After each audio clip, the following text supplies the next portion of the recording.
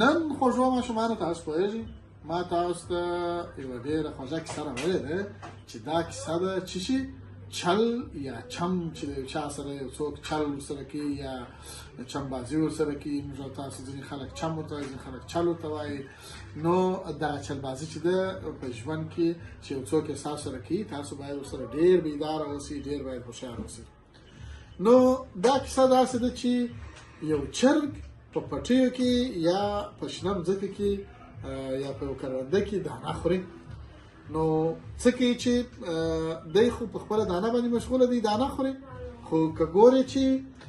د هاخوا څخه ګیدړه په راځي ګیدړه خو تاسو پېژنئ چې دغه تاسو ته موږ تصویرونه هم در ښکاره کړله چې د دغه کیسې کرکټرونه دي نو دا ګیدړه راځي ګیدړه چې راځي په دې چل باندې راځي چې دا چرګ وخوري چرګ چې ګوري د ګیدړې پر خوا باندې چې ګیدړه په مطلب را روانه ده او غواړي چې پر ما باندې حمله وکړي نو چرګ څه کوي چې چرګ پورته کېږي او ځي د یو درختي یا ونې وسط ته خېږي د درختي یا ونې وسط ته چې خېږي په دغه وخت کې ګیدړه ورته وایي چې و چرګه ته چیرې ولاړې ته راسه زه خو ستا سره غواړم خبرې وکړم مجلس در سره وکړم دوستي در سره وکړم یاري در سره وکړم خبرې در سره وکړم او ته ولاړې د ونې وسط ته وختلې چرګ ورته وایي های مکارې او چلبازې ګیدړې زه تا ډېر ښه پېژنم بلکې زه تاسې ډېر ښه پېژنم چې ستاسو ټولو ګیدړو زموږ د خاندان ټول چرګان او چرګې تر دا ستنې تېرې کړي دي او خوړلې دي نو په همدغه چل ته اوس غواړې چې ما در کښته کړې او ما وخورې نه نه نه نه نه وایي زه نه در کښته کېږم ګیدړ ورته وایي ته ګوره دا پخوانۍ خبرې وې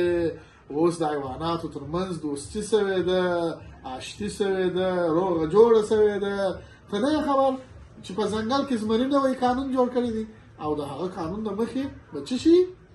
ټول حیوانات به یو د بل سره لکه ورور خور غوندې په مینه او محبت باندې ژوند کوي چرګ ورته وایي چې نه نه نه نه به سره خطا بسه وایي نه دا قانون د رښتیا هم جوړ شوی دی ته اوس وګوره ټوله که پسونه دي د لیوانو سره ښه په مینه ژوند کوي ګیدړان د چرګانو سره ښه په مینه ژوند کوي یو د بل سره ډېر او د هغه ډول مثلا سپیان د ګیدړانو سره مینه محبت کوي هېڅ خبره نشته هېڅ ستونزه نشته خو چرګ ورته وایي چې نه نه نه نه نه ته به ما ته چل نه راکوې ته به ما نه خطا باسې که ته چیرې داسې دی چې ستا په خبره کې صداقت او ته رښتیا وایه نو چرګ ورته وایي چې نه ته چې چلباز یې ما ته به چل نه راکوې خطا باسې به وینه نو څه دی چې که چیرې دغه قانون د رښتیا هم جوړ شوی چې حیوانات یو د بل سره مینه محبت کوي نو بیا ګیدړې ته وایي ته شاته وګوره ګیدړه چې شاته ګوري وایي وینې هغه څلور سپي په تا پسې راځغلي که چیرې داسې دی چې ته رښتیا وایه نو به ته هم ودرېږې او د دغه څلورو سپیو سره به مجلس وکړې روغبړ ورسره وکړې جوړ ناجوړ ورسره وپوښتې او که نه نو ته به وتښتې ګیدړه چې داسې ګوري هغه په واقعیت کې څلور سپي د شا لخوا پسې روان دي نو ګیدړه څه کوي چې ځغلي منډه کوي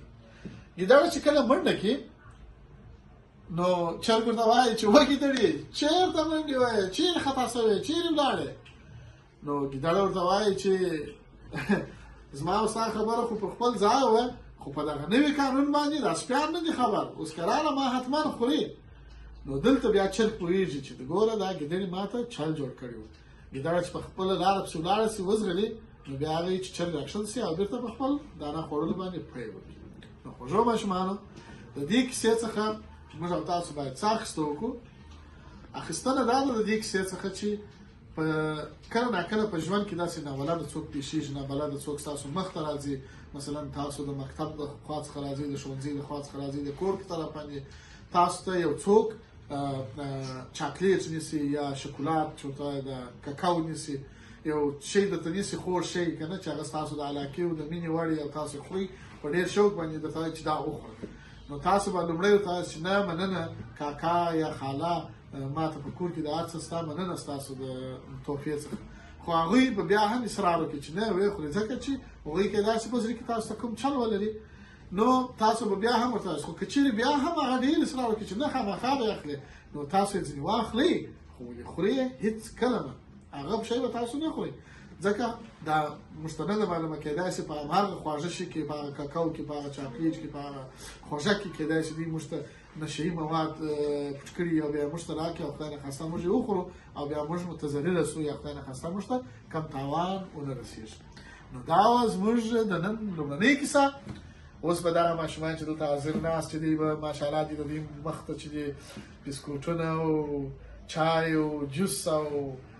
میوې تازه میوې ماشاءالله دي اماده پرتې دي. د یو لنډې وقفې سره به تاسو دغه هر څه چې مخته مو پراته دي دا به نوشجان کوي او زه به ستاسو انیس کاکا به